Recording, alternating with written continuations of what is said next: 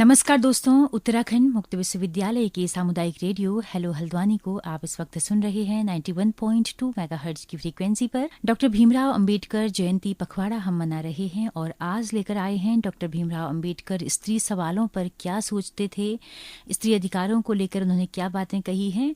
Doctor Mohan आपको बता रहे हैं, जो कि एक कवि, आलोचक और इतिहास और दलित विमर्श के अध्येता हैं।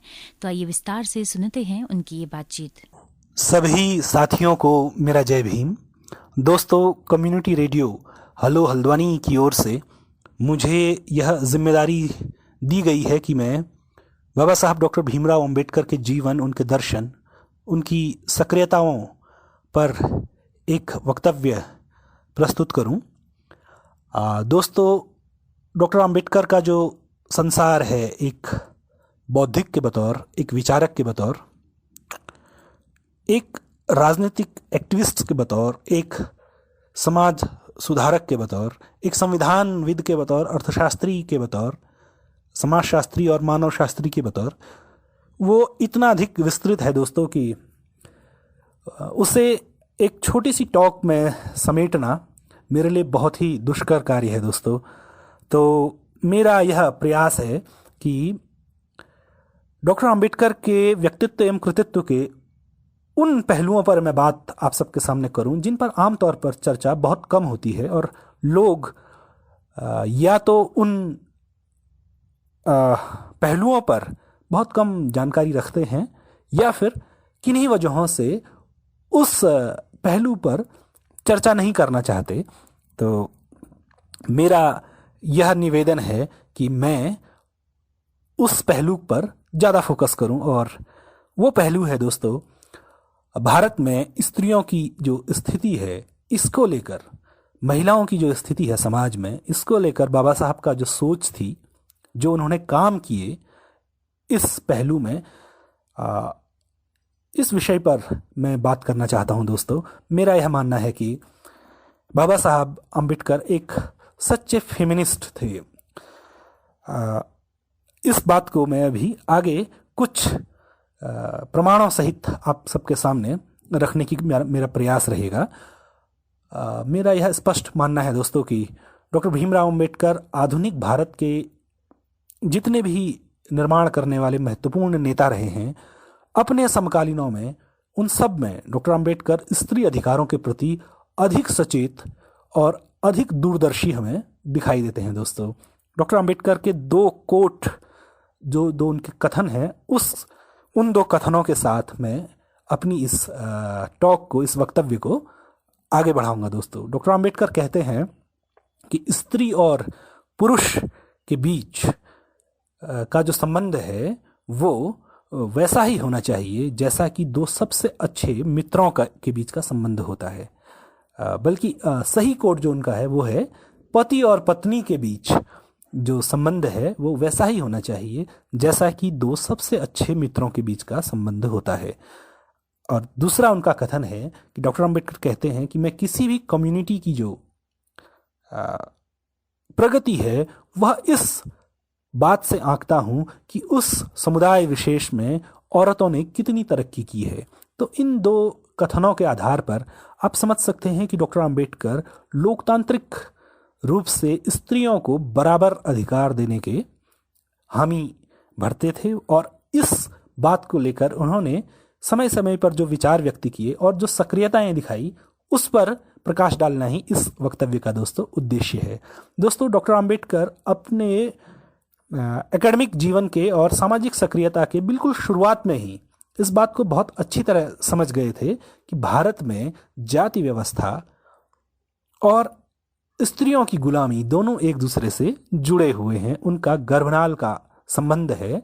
और वो सबसे पहले इस बात को समझने वाले और स्थापित करने वाले बौद्धिकों में थे कि भारत में जो जाति व्यवस्था है वो स्त्रियों की गुलामी के बतौर के बिना जाति व्यवस्था को नहीं बनाए रखा जा सकता, और भारत में जो पितृसत्ता है वो ब्राह्मणीय पितृसत्ता है। इस बात को डॉक्टर अंबेडकर ने सबसे पहले स्थापित किया है दोस्तों। डॉक्टर अंबेडकर का जो पहला एकेडमिक काम हमें देखने को मिलता है वो 9 मई 1916 को उन्होंने कोलंबिया यूनिवर्सिटी न्यूयॉर्क में कास्ट्स इन इंडिया करके एक पेपर प्रस्तुत किया, जिसका पूरा शीर्षक था caste in India, their mechanism, genesis and development. Anthropology विषय में यह पेपर प्रस्तुत किया गया था और 9 मई 1916 को यह पेपर प्रस्तुत किया गया था दोस्तों। जिस समय यह पेपर प्रस्तुत किया गया था उस समय डॉक्टर अंबेडकर की उम्र 25 साल भी पूरी नहीं हुई थी दोस्तों, लगभग 25 साल पूरी हो गई थी, क्योंकि 14 अप्रैल 1891 को अंबेडकर का जन्म है और यह पेपर 9 मई 1916 को प्रस्तुत हुआ। तो ठीक ठीक 25 वर्ष की उम्र में डॉक्टर अंबेडकर ने यह पेपर प्रस्तुत किया था दोस्तों। जैसा कि इस पेपर के शीर्षक से ऐसा स्पष्ट है कि ये भारत में जाति व्यवस्था, उसके काम करने के तरीके, उसकी पैदाइश और उसके विकास को प्रदर्शित करने वाला यह पेपर था। लेकिन डॉक्टर अंबेडकर ने इस पेपर में यह स्पष्ट किया था कि जाति को स्त्री की गुलामी के बिना नहीं बनाए रखा जा सकता। तो डॉक्टर अंबेडकर अपनी थीसिस में यह प्रमाणित करते हैं कि उनका एक कथन है उस थीसिस में कि सबसे पहले कुछ लोगों ने दरवाजे बंद किए और अन्य लोगों ने अपने आप को दरवाजों के बाहर पाया। तो डॉक्टर अंबेडकर यह कहते हैं कि समाज वर्गों से बना हुआ है और समाज के कतिपय वर्गों ने सबसे पहले अपने आप को अंतर्विवाही समुदायों में परिवर्तित किया, यानी कि एंडोगेमिक जो कम्युनिटीज हैं वो बनाया, गोत्र या फिर जाति से बाहर, समुदाय से बाहर विवाह करना बंद किया और अपने दरवाजे बंद किए और अन्य लोगों ने अपने आप को बंद दरवाजों के भीतर पाया, ऐसा वो कहते हैं। लेकिन ये किस तरह से ये दरवाजे बंद किए गए, इसको प्रमाणित करने के लिए डॉक्टर अंबेडकर अपनी थीसिस में आगे कहते हैं कि 3 तरीके ऐसे ईजाद किए गए जिससे कि औरतों की गुलामी और जाति व्यवस्था साथ साथ चलती रहे। बाबा साहब उन 3 तरीकों के विषय में कहते हैं, वो था बाल विवाह, विधवा पुनर्विवाह पर रोक और सती प्रथा। बाबा साहब अपने थीसिस में यह कहते हैं कि भारत में जाति को बनाए रखने के लिए इन 3 उपकरणों का, जो कि स्त्रियों की गुलामी से संबंधित थे, इनका भरपूर इस्तेमाल हुआ है।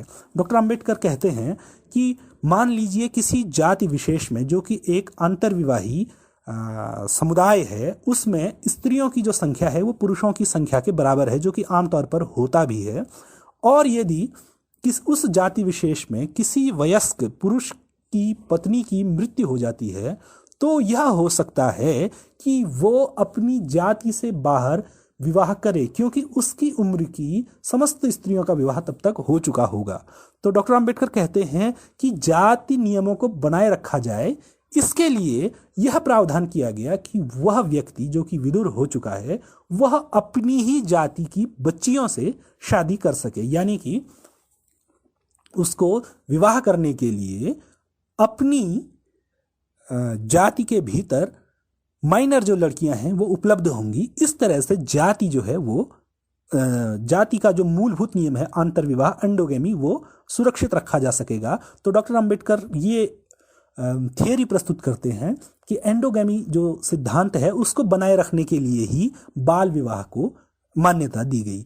आगे डॉक्टर अंबेडकर कहते हैं कि विधवा पुनर्विवाह में रोक भी इसीलिए लगाई गई क्योंकि यदि किसी वयस्क स्त्री के पुरुष के पति की मृत्यु होती है तो उसको अपने समुदाय में, अपने आयु वर्ग में अविवाहित पुरुष उपलब्ध नहीं होगा, तो हो सकता है वो दूसरे समुदाय में विवाह करे, तो उस समय कहीं वह दूसरे जाति में विवाह न कर ले। इस बात को रोकने के लिए विधवा पुनर्विवाह पर रोक लगाई गई। तीसरी बात डॉक्टर अंबेडकर कहते हैं कि सती प्रथा भी इसीलिए लगाई गई, इसीलिए आरोपित की गई कि कहीं विधवा महिलाएं जाति के बाहर विवाह न करें। तो इस बात को रोकने के लिए, यानी कि जाति नियमों को बनाए रखने के लिए, और साथ ही संपत्ति में उस विधवा स्त्री के हिस्से को हड़पने के लिए सती प्रथा ईजाद की गई। तो डॉक्टर अंबेडकर ने क्रमबद्ध तरीके से इस बात को अपनी थीसिस में एस्टेब्लिश किया है कि भारत में जाति व्यवस्था पितृसत्तात्मकता के साथ गर्भनाल की तरह जुड़ी हुई है।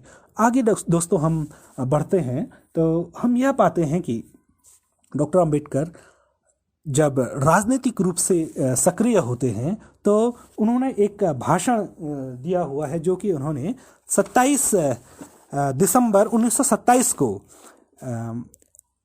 दलित स्त्रियों की सभा में एक भाषण दिया।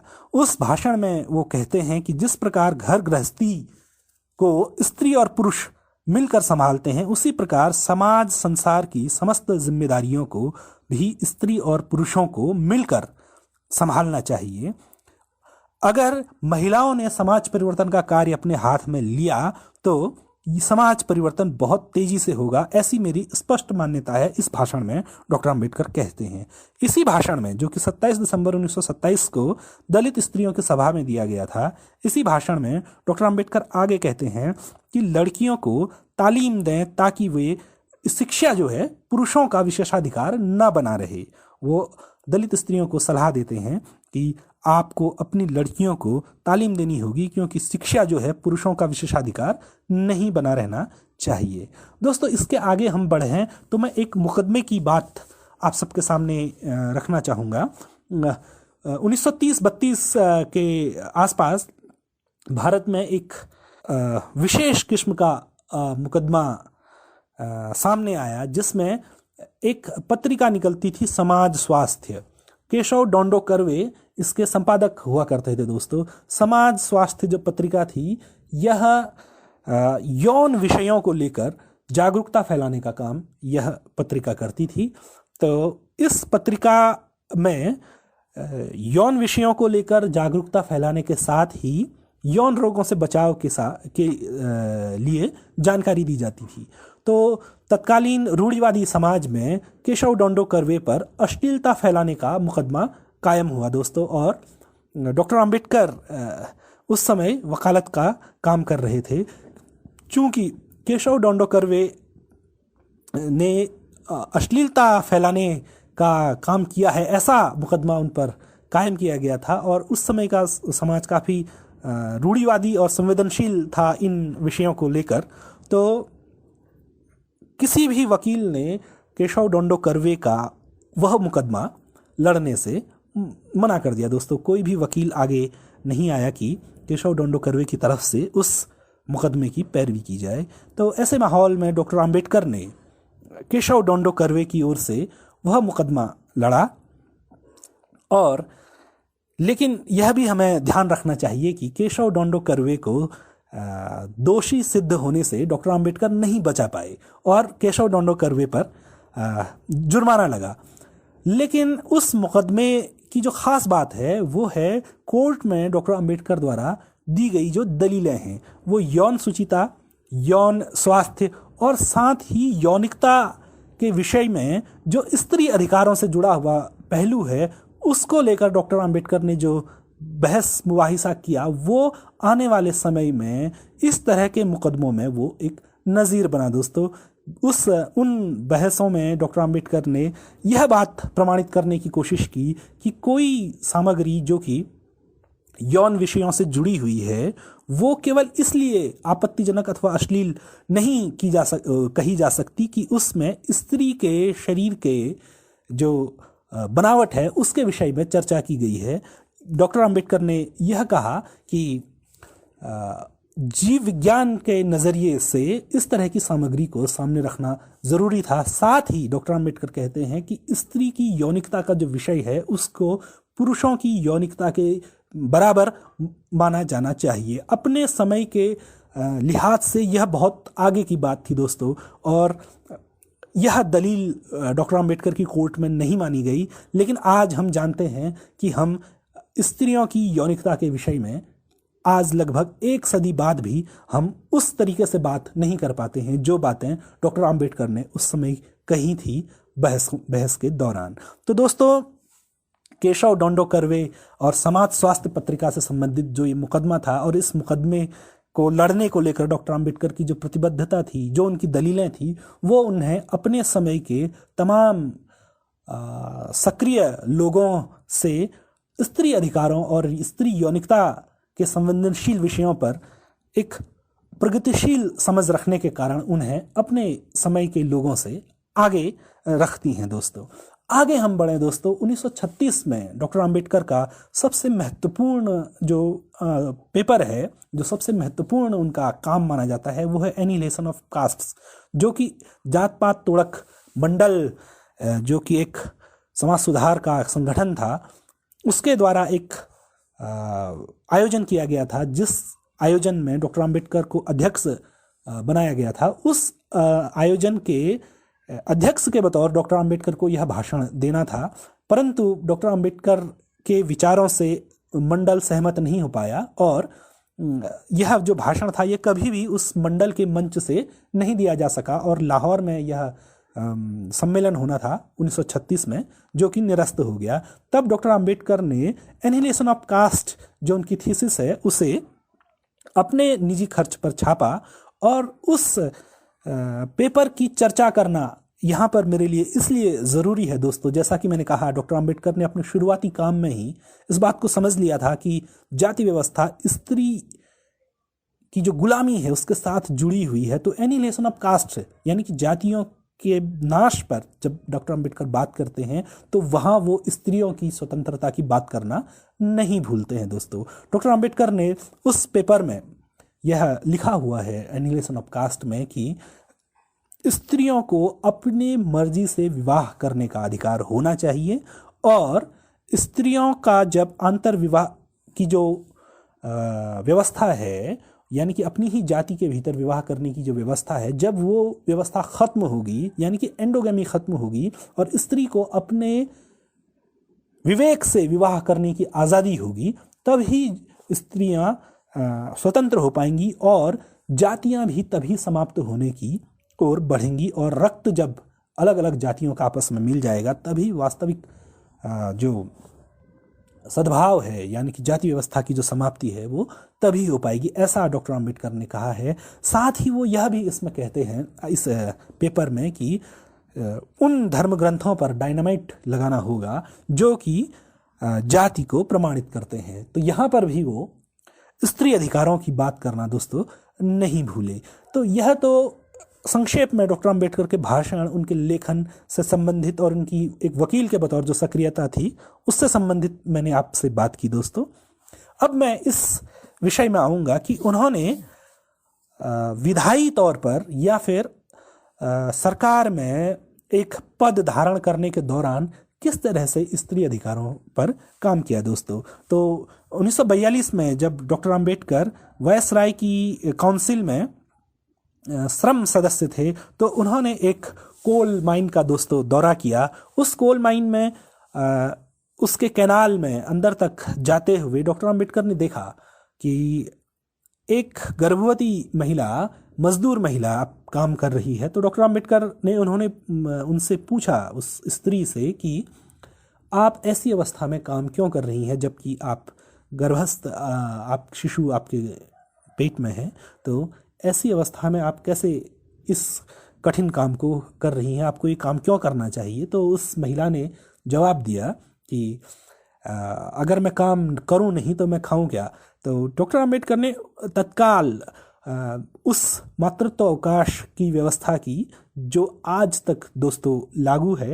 ये 1942 में 42-43 में डॉक्टर अंबेडकर ने यह व्यवस्था की कि गर्भावस्था के दौरान और उसके बाद भी निश्चित अवधि का पूर्ण वेतन पर महिलाओं को, कामकाजी महिलाओं को अवकाश मिलना चाहिए। यह उनका एक बहुत महत्वपूर्ण और कल्याणकारी कदम था दोस्तों, जो कि आज भी प्रचलित है। मैटरनिटी जो लीव है वो, उसका कंसेप्ट आज निजी क्षेत्र में भी लागू हो रहा है दोस्तों। इसके आगे हम बढ़ें दोस्तों तो आज़ाद भारत के पहले कानून मंत्री के बतौर डॉक्टर अंबेडकर का जो सबसे बड़ा जो काम था, जो कि अधूरा रह गया था, वो था Hindu code bill. Hindu code bill दोस्तों एक ऐसा संहिता थी, एक ड्राफ्ट था जिसमें भारत में स्त्री पुरुषों के अधिकारों की कम से कम विधायी तौर पर समानता हो उनके अधिकारों में, इस बात को सुनिश्चित करने का काम डॉक्टर अंबेडकर करना चाहते थे दोस्तों। उस कोड के जो कई प्रावधान थे उसमें, लेकिन जो मुख्य जो प्रावधान थे वो यह थे कि अंतरजातीय विवाह को मान्यता मिले, जो कि डॉक्टर अंबेडकर हमेशा से चाहते थे कि जाति को समाप्त करने के लिए एंडोगेमी का समाप्त होना बहुत ज़रूरी है। इसके अलावा किसी विवाहित पुरुष को जिसकी पत्नी जीवित हो उसको जीवित पत्नी के रहते दूसरा विवाह करने की अनुमति ना मिले। इसके अतिरिक्त स्त्री को भी तलाक का अधिकार, पुरुष से तलाक लेने का अधिकार मिले। इसके अलावा पिता की संपत्ति में स्त्रियों को भी बराबर का हक मिले और साथ ही किसी भी जाति के शिशु को गोद लिया जा सके। इस तरह के कई प्रावधान उसमें दोस्तों थे हिंदू कोड बिल में। लेकिन हिंदू कोड बिल उस समय के समाज में और राजनीतिक नेतृत्व की ओर से भी बहुत गहरे विरोध के कारण हिंदू कोड बिल पास नहीं हो सका। दोस्तों, हिंदू कोड बिल इतना महत्वपूर्ण है कि उस समय की जो प्रोसीडिंग्स हुई थी, उस समय की जो सक्रियताएं थी, उसमें जो अलग अलग लोगों के द्वारा जो बयान दिए गए, उन बयानों को मैं एक बार ही आपके सामने दोस्तों ज़रूर पढ़ना चाहूँगा। डॉक्टर अंबेडकर ने कॉन्स्टिट्यूशनल असेंबली की जो डिबेट्स थी उसमें 1948 में कहा कि मुझे यह समझ नहीं आता कि धर्म को इतना व्यापक सर्वसमावेशी अधिकार क्यों दिया जाता है कि पूरा जीवन यहाँ तक कि विधायिका भी उसके दायरे में प्रवेश नहीं कर पाती। तो डॉक्टर अंबेडकर ने इस वक्तव्य के माध्यम से कहा कि धर्म को यह अधिकार नहीं होना चाहिए कि वो विधायिका के दायरे में प्रवेश करे। सरदार पटेल को एक पत्र में तत्कालीन राष्ट्रपति राजेंद्र प्रसाद ने कहा कि नए विचार और नई अवधारणाएं न केवल हिंदू कानून के लिए पराये हैं बल्कि वो प्रत्येक परिवार को तोड़ने वाले हैं। राजेंद्र प्रसाद जो कि प्रथम राष्ट्रपति थे वो हिंदू कोड बिल के विरोधी थे। दोस्तों, उन्होंने यहाँ तक धमकी दी थी कि यदि विधायिका ने अपने बहुमत के आधार पर इस बिल को पास किया तो मैं राष्ट्रपति के बतौर इसमें हस्ताक्षर नहीं करूंगा। साथ ही डॉक्टर राजेंद्र प्रसाद ने यह तर्क भी दिया क्योंकि यह विधायिका जो कॉन्स्टिट्यूशनल असेंबली ही उस टाइम थी वो सार्वजनिक मताधिकार से नहीं चुनी गई है, इसलिए उसको हिंदुओं के इस तरह के बड़े जो हिंदुओं का जो निजी जो परंपराएं हैं उनमें घुसपैठ का अधिकार विधायिका को नहीं होना चाहिए, ऐसा डॉक्टर राजेंद्र प्रसाद ने कहा था। और तत्कालीन जो कांग्रेस अध्यक्ष पट्टाभी सीतारमैया थे, उन्होंने क्रिस्टोफर जेफरलॉ की किताब से मैं इस कोट को पढ़ रहा हूं दोस्तों। उन्होंने कहा था कि यह कानून 1951-52 के आम चुनावों में स्थानीय प्रभुओं और मुख्य रूप से जमींदारों को कांग्रेस पार्टी से दूर कर सकता है। तो हम यह भी देख सकते हैं कि उस समय जो प्रभु वर्ग था वो उससे भी कांग्रेस का नेतृत्व डर रहा था। दोस्तों, डॉक्टर अंबेडकर ने फिर कॉन्स्टिट्यूशनल असेंबली की डिबेट्स में 1948 में कहा कि राधा और कृष्ण का विवाहेतर जो संबंध है वह यह दिखाता है कि हिंदू धर्म में महिलाओं को कितनी अपमानजनक स्थिति में रखा जाता है। इस बात को सुनते ही लोग आग बबूला हो गए और टी भार्गव ने यहाँ तक कहा कि अंबेडकर इसलिए बिल को पास कराना चाहते हैं ताकि एक ब्राह्मण नर्स से अपने विवाह को वैधता दिला सकें। यह मैं Hindu code and Jawaharlal Nehru and Hindu code आर सोम की जो किताब है वहां से इस कोड को दोस्तों पढ़ रहा हूं। टी भार्गव ने कहा कि अंबेडकर इसलिए बिल को पास कराना चाहते हैं ताकि एक ब्राह्मण नर्स से, यानी कि जो डॉक्टर सविता कबीर थी, उनसे अपने विवाह को वैधता दिला सकें। और डॉक्टर अंबेडकर धनंजय कीर के द्वारा लिखी गई जो किताब है उसके पृष्ठ 500 में जवाहरलाल नेहरू का एक वक्तव्य है जिसमें वो कहते हैं कि अगर बिल पास नहीं होता है तो मेरी सरकार इस्तीफा दे देगी। लेकिन नेहरू ने अपने वचन को नहीं निभाया। तब डॉक्टर अंबेडकर ने एक बात कही थी कि मैंने कभी किसी चीफ व्हिप को प्रधानमंत्री के प्रति इतना निष्ठा रहित और प्रधानमंत्री को एक निष्ठा रहित व्हिप के प्रति इतना निष्ठावान नहीं देखा। डॉक्टर अंबेडकर इस वक्तव्य में यह कहना चाह रहे हैं कि नेहरू निजी तौर पर हिंदू कोड बिल को पास कराना चाहते थे, परंतु नेहरू और कांग्रेस के कई अन्य सदस्य भी इस बिल को पास नहीं करा पाए क्योंकि सदन के बाहर और सदन के भीतर भयंकर विरोध हुआ। तब डॉक्टर अंबेडकर ने कुपित होकर अपना इस्तीफा दिया। अपने इस्तीफे के पत्र में डॉक्टर अंबेडकर ने लिखा है कि समाज के विभिन्न वर्गों और स्त्री पुरुषों के बीच भेदभाव को बनाए रखते हुए आर्थिक सुधारों के लिए कानून पास करना हमारे संविधान का मजाक उड़ाना है और गोबर के ढेर पर महल बनाने जैसा है। तो डॉक्टर अंबेडकर का इस्तीफे का जो यह पत्र है, इसमें डॉक्टर अंबेडकर साफ साफ कहते हैं कि भारत की संविधान में जो गुंजाइश है, अगर उससे स्त्री पुरुषों के अधिकारों को सुनिश्चित नहीं किया गया और केवल आर्थिक सुधारों के लिए कानून पास किए गए, तो यह ऐसा ही है जैसे कि गोबर के ढेर पर महल बनाया जाए। तो डॉक्टर अंबेडकर ने किसी अन्य मुद्दे पर नहीं बल्कि स्त्री अधिकारों के मुद्दे पर भारत के कानून मंत्री के पद को ठोकर मार दी। दोस्तों, डॉक्टर अंबेडकर अपने पूरे जीवन में स्त्री अधिकारों के लिए प्रतिबद्ध रहे और वो आजीवन एक फेमिनिस्ट रहे। दोस्तों, मुझे ऐसा लगता है कि मैं इस वक्तव्य के माध्यम से आपको कुछ जानकारी दे पाया हूं और आपने धैर्यपूर्वक मुझे सुना। आपका बहुत धन्यवाद दोस्तों। जय भीम। दोस्तों, अगर आपको ये कार्यक्रम पसंद आया हो तो अपना फीडबैक हमें देना ना भूलें। हमारे मेल एड्रेस पर hellohaldwani91.2@gmail.com और हमारे फेसबुक पेज और हेलो हल्द्वानी पेज पर किसी भी प्लेटफॉर्म्स पर आप अपना फीडबैक हमें ज़रूर दीजिएगा। तो इसी के साथ अपने रेडियो मित्र सुनीता भास्कर को दीजिए इजाज़त। नमस्कार।